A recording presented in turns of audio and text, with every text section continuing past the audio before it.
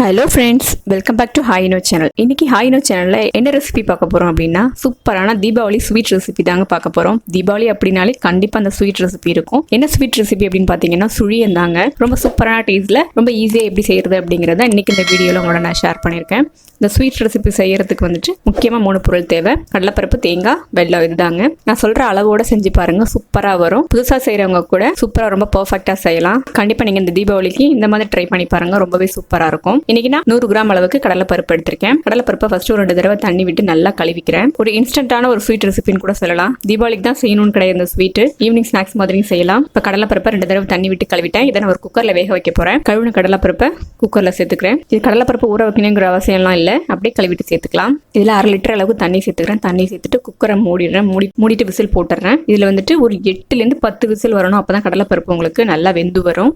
அதே சமயம் ரொம்ப குழஞ்சி போயிடக்கூடாது. இப்போ ஒரு 10 விசில் வரட்டும். இப்போ பார்த்தீங்கன்னா குக்கர் வந்து 10 விசில் வந்துடுச்சு. ப்ரெஷர் போயிட்டு நான் ஓப்பன் பண்ணுறேன் பாருங்க. கடலைப்பருப்பு இந்த அளவு தான் வந்திருக்கணும். ரொம்ப குழஞ்சிருச்சு அப்படின்னா உங்களுக்கு சுழியம் செய்யறதுக்கு நல்லா இருக்காது. இப்படி நசுக்குனீங்க, கையை வச்சு நசுக்கும் போது உடையணும். அதுதான் கரெக்டான ஒரு பதமா இருக்கும். இதுவும் ஒரு டிப்ஸுங்க. இதுல கண்டிப்பா கடலைப்பருப்பு குழஞ்சு போயிடக்கூடாது. தண்ணி இல்லாம நம்ம வடிச்சுக்கலாம். வடிச்சிட்டு நீங்க ஸ்மாஷர் இருந்ததுன்னா அதை வச்சு கூட மசிச்சுக்கலாம். இல்ல அப்படின்னா மிக்ஸி ஜார்ல சேர்த்துட்டு இந்த மாதிரி குறகுறப்பா அரைச்சி, தண்ணிலாம் எதுவும் சேர்க்கக்கூடாது. தண்ணிலாம் ஃபில்டர் பண்ணிட்டு மிக்ஸி ஜார்ல சேர்த்து குறகுறப்பா அரைச்சி எடுத்து வச்சிருக்கேன். இல்ல நம்ம வெல்லம் சேர்க்க போறோம். நான் எடுத்திருக்கிற வெல்லம் வந்துட்டு 100 கிராமுக்கு 150 கிராம். 100 கிராம் கடலைப்பருப்புக்கு வந்து 150 கிராம் அளவுக்கு வெல்லத்தை இந்த மாதிரி பொடி பண்ணி வச்சிருக்கேன். கொஞ்சமா தண்ணி விட்டு லைட்டா கொதிக்க வச்சு ஃபில்டர் பண்ணிக்கலாம். சின்ன சின்ன கல்லு திப்பிலாம் இருக்கும் அப்படிங்கிறதுக்காக நான் ஃபில்டர் பண்ணி, தூசிலாம் இல்லாத வெல்லமா இருந்ததுன்னா டைரக்டா கூட சேர்த்துக்கலாம். ஜஸ்ட் கரைஞ்சா போதும். தண்ணியில 100 கிராம் கடலைப்பருப்பு, 150 கிராம் வெல்லம், 1 கப் வந்துட்டு தேங்காய் துருவல். வெல்லம் கரைஞ்சதுக்கு அப்புறமா பாத்தீங்கன்னா வெல்லம் கரைஞ்சிருச்சு.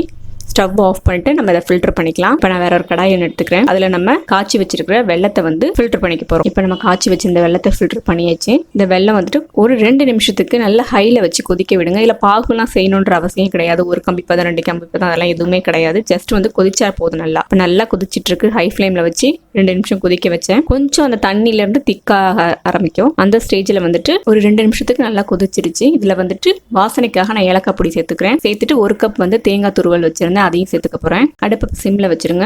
இதோட கடைசியா வந்துட்டு நம்ம மிக்சியில பொடி பண்ணி வச்சிருந்த கடலைப்பருப்பு அதையும் சேர்த்துக்கலாம். சேர்த்துட்டு நல்லா நான் அந்த வெள்ளைப்பாகோட சேர்த்து கலந்து விட்டுக்கிறேன். அடுப்பு கண்டிப்பா சிம்ல வச்சுக்கோங்க. கலந்து விட்டுக்கிறேன். அடுப்பு சிம்ல வச்சுட்டு நல்லா நான் கலந்து விட்டுக்க போறேன் அந்த வெள்ளைப்பாகோட. நம்ம இந்த மாதிரி வெள்ளைப்பாகு செஞ்சுட்டு செய்யும் பொழுது இது வந்து நீங்க 2 நாள் ஃப்ரிட்ஜில் வச்சிருந்துட்டு கூட நீங்க மறுபடியும் சுழியம் செஞ்சு சாப்பிடலாம். தீபாவளி அன்னைக்கே நம்ம வந்துட்டு ஒரே டைம்ல எல்லாமே சாப்பிட முடியாது. நீங்க செஞ்சு ஃப்ரிட்ஜில் எடுத்து வச்சிட்டீங்க அப்படின்னா அந்த பூரணத்தை நம்ம மேல் மாவு மட்டும் ரெடி பண்ணி எப்ப வேணாலும் இன்ஸ்டன்டா அந்த ஸ்வீட் ரெசிபி செய்யலாம். அதனாலதான் நான் வந்து வெள்ளைப்பாகு காய்ச்சிட்டு செய்ய சொல்றது. நம்ம டைரக்டா எல்லாத்தையும் ஒன்னா போட்டு மிக்ஸ் பண்ணும்பொழுது வெள்ளத்தோட சேர்ந்து கொஞ்சம் நீத்த மாதிரி ஆயிடும். உங்களுக்கு கெட்டியா இல்லாம கொஞ்சம் தண்ணியா ஆயிடும். அப்புறம் மாவோட போட்டு கலந்து போடுறதுக்கு அந்த பர்ஃபெக்டா சுழியம் வராது. அதுக்கு தான் இது ஒரு சின்ன ஒரு டிப்ஸ் ஆகுது. நீங்க தேங்காய் துருவல் வதக்கி போட்டீங்கனாலும் இன்னும் டேஸ்ட் வந்து கொஞ்சம் டிஃப்ரெண்டா நல்லா இருக்கும். நான் இன்னைக்கு வதக்காம அப்படிதான் சேர்த்திருக்கேன். இப்ப பாருங்க அந்த வெள்ளைப்பாகு எல்லாம் நல்லா கடலைப்பருப்பு தேங்காயோட சேர்ந்து நல்லா கெட்டி ஆயிடுச்சு. இப்ப ஸ்டவ் ஆஃப் பண்ணிடலாம். ஸ்டவ் ஆஃப் பண்ணிட்டு இதை வேற ஒரு பிளேட்டுக்கு மாத்திடலாம். மாத்திட்டு கொஞ்ச நேரம் நல்லா சூடு ஆறட்டும். சூடு ஆனதுக்கு அப்புறம் தான் நம்ம உருண்டை பிடிச்சி மாவுல வந்துட்டு முக்கியம் நம்ம சுழியம் பொரிக்க முடியும். சூடா இருக்கும் போதே கை வச்சு செய்ய முடியாது. அதனால கொஞ்ச நேரம் ஆறட்டும். இப்போ ஓரளவுக்கு சூடு நல்லா ஆறிடுச்சு. லைட்டா கை பொறுக்கிற அளவுக்கு தான் சூடு இருக்கு.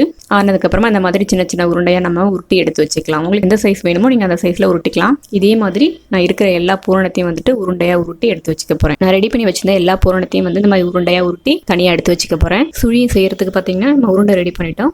அடுத்தது அதுக்கு மேல் மாவு ரெடி பண்ணிக்கலாம். மேல் மாவு ரெடி பண்ணிக்கிறதுக்கு ஒரு மிக்சிங் பவுல் ஒன்று எடுத்துக்கிறேன். இன்னைக்கு நான் மைதா மாவு தான் மேல் மாவா செய்ய போறேன். சிலர் வந்து இட்லி மாவுல செய்வாங்க.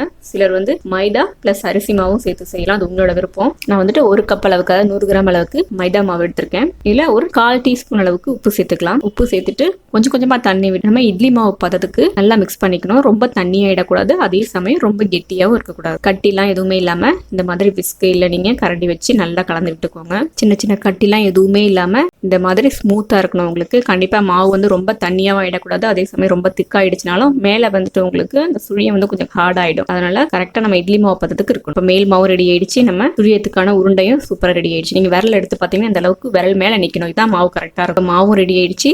நம்ம அந்த உருண்டையும் ரெடி பண்ணிட்டோம். எண்ணெயை சூடு பண்ணி பொரிச்சு எடுக்க வேண்டியது தான். இப்போ எண்ணெய் நல்லா சூடாயிடுச்சு. எண்ணெய் வந்துட்டு நல்லா சூடாயிருக்கணும். சூடானதுக்கு அப்புறமா அடுப்பை மீடியம்ல வச்சுக்கோங்க. மீடியம்ல வச்சுட்டு கலந்து வச்சிருக்கிற மைதா மாவோட அந்த உருண்டை பிடிச்சு வச்சிருக்கோம் இல்லைங்களா, அதை போட்டு நல்லா முக்கி எடுத்து எண்ணெயில போட வேண்டியதுதான். கண்டிப்பா எண்ணெய் வந்து நல்லா சூடாக இருக்கணும். சூடானதுக்கு அப்புறமா அடுப்பை மீடியமில் வச்சுக்கோங்க. இந்த மாதிரி கொஞ்சமாக மாவு போட்டு பார்த்தீங்கன்னா டக்குன்னு மேலே எழும்பி வரணும். அதுதான் உங்களுக்கு கரெக்டான ஒரு பதமாக இருக்கும். நம்ம மாவில் டிப் பண்ணி வச்சிருந்தோம் இல்லைங்களா, அந்த உருண்டை ஒவ்வொன்றா அந்த மாதிரி ஸ்பூன் வச்சு போட்டிங்கன்னா உங்களுக்கு ரொம்ப ஈஸியாக இருக்கும். கையில் எண்ணெய் படாமல் அந்த ஆவி அடிக்காமல் இருக்கும். இது ஒரு சின்ன ஒரு டிப்ஸ் தான் இது. அடுப்பை மீடியமில் வச்சுக்கோங்க. மீடியமில் வச்சுட்டு ஒரு சைடு வேகட்டும். இது வேகத்துக்கு ரொம்ப டைம் எடுக்காதுங்க. ஒரு 30 செகண்ட்ல உங்களுக்கு ஒரு சைடு வந்துடும். ஆல்ரெடி நம்ம உள்ள எல்லாமே வெந்து ரெடியானது தான். மேல அந்த மாவு மட்டும் தான் வேகணும். இப்போ ஒரு சைடு வெள்ளம் வெந்துடுச்சு. இன்னொரு சைடு அப்படியே திருப்பி விட்டு கொஞ்ச நேரம் வேக விடலாம். ரொம்ப வேகணும்ன்ற அவசியமே கிடையாது இதுக்கெல்லாம். இன்னொரு சைடு நல்லா வேகட்டும். இப்போ பாத்தீங்கன்னா 2 சைடுமே நல்லா மாவு வெந்துடுச்சு.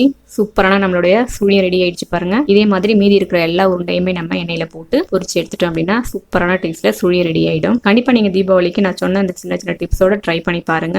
ரொம்ப நல்லாவே வரும். செஞ்சு பார்த்துட்டு எப்படி இருந்தது அப்படிங்கறத மறக்காம உங்களோட கமெண்ட்ஸ் எனக்கு கமெண்ட் பண்ணுங்க. இந்த வீடியோ பிடிச்சிருந்தது அப்படின்னா லைக் பண்ணுங்க. உங்க ஃப்ரெண்டு ஃபேமிலிக்கு எல்லாம் ஷேர் பண்ணுங்க. நம்மளோட சேனலை ஃபர்ஸ்ட் டைம் பாக்குறீங்க அப்படின்னா சப்ஸ்கிரைப் பண்ணிக்கோங்க. மறக்காம பக்கத்துல இருக்கிற பெல் பட்டன்ல ஆளுங்கிற ஆப்ஷனையும் கிளிக் பண்ணிக்கோங்க. இன்னொரு சூப்பரான ஒரு ரெசிபியோட உங்களை நான் மீட் பண்றேன் ஃப்ரெண்ட்ஸ். தேங்க்யூ.